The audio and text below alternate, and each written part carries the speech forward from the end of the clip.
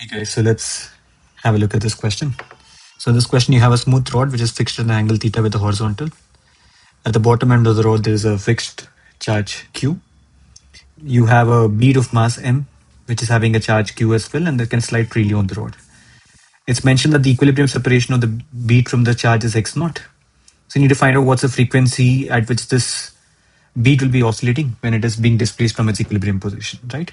So here we'll learn a new idea to solve these kind of questions, and these kind of questions are pretty or fairly common in SHM, and the idea is still the same.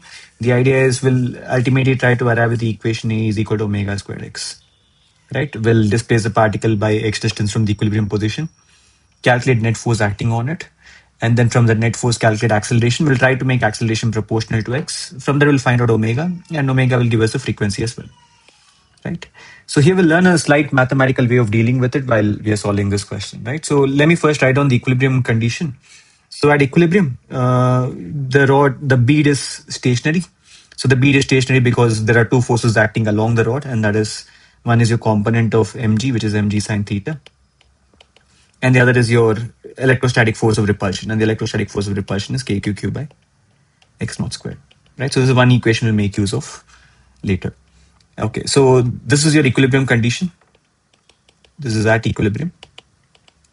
And the general idea for dealing with SHM questions here is we'll always have to look at what happens when this particle is being, or we'll displace this particle by a small distance from the equilibrium position, right? So that's why we'll be learning a new mathematical way of dealing with it. So let me draw the rod and let me draw your particle over here. So your particle was in equilibrium initially. And so there were two forces acting on it. The forces acting on it were mg sine theta and the electrostatic force of repulsion, which is F, which is kqqq by x naught squared. So let me write this as F, right?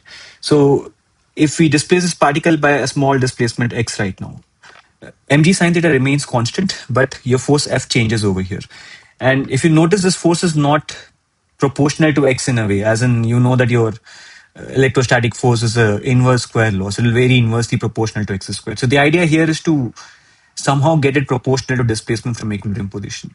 So that's where a mathematical tool that is differentiation will help you. So let me say when this particle is being displaced from its equilibrium position, like when it's at its new position right now, let the force acting on this particle, let the electrostatic force acting on this particle be F plus dF. So when this particle is at its new position, we'll say that your force has varied by a small amount, and let that small amount be dF. And now how do I calculate this dF? We know F is equal to kqqq by x squared. So I'm writing force as a general function of x. So for a small displacement, so let me write this as a small displacement dx only. So for a small displacement dx, I'll have a small variation in force. And how will I calculate that small variation in force? I'll differentiate this.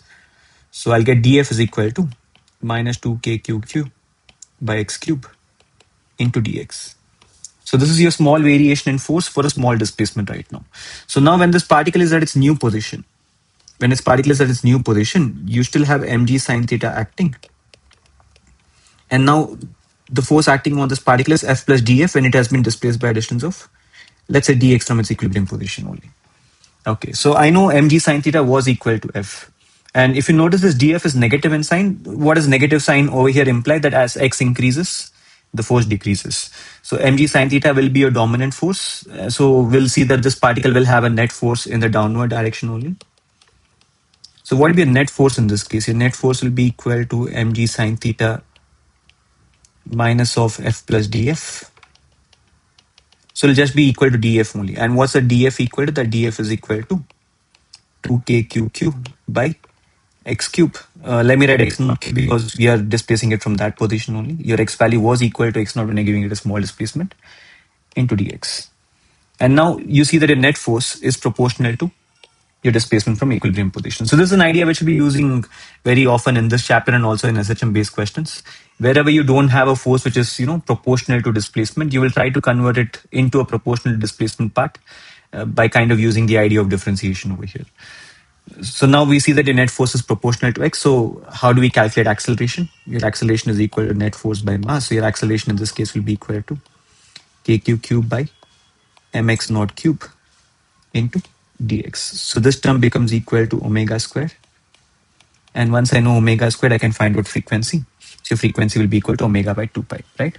But the answer is not in terms of kqqq. The answer is in terms of mg. So let me convert it into those terms. So omega squared is equal to 2kq cube by mx naught cube. From this expression we can see that kqqq is equal to mg sine theta into x naught squared. So substituting that over here. So instead of kqqq, let me substitute mg sine theta into x naught squared. So it will become 2mg sine theta into x naught squared divided by mx naught cube. M gets cancelled. So our omega value is equal to under root of 2g sine theta by x naught. And once we get the omega value, we'll get the frequency as well. So our frequency in this case turns out to be, omega by 2 pi.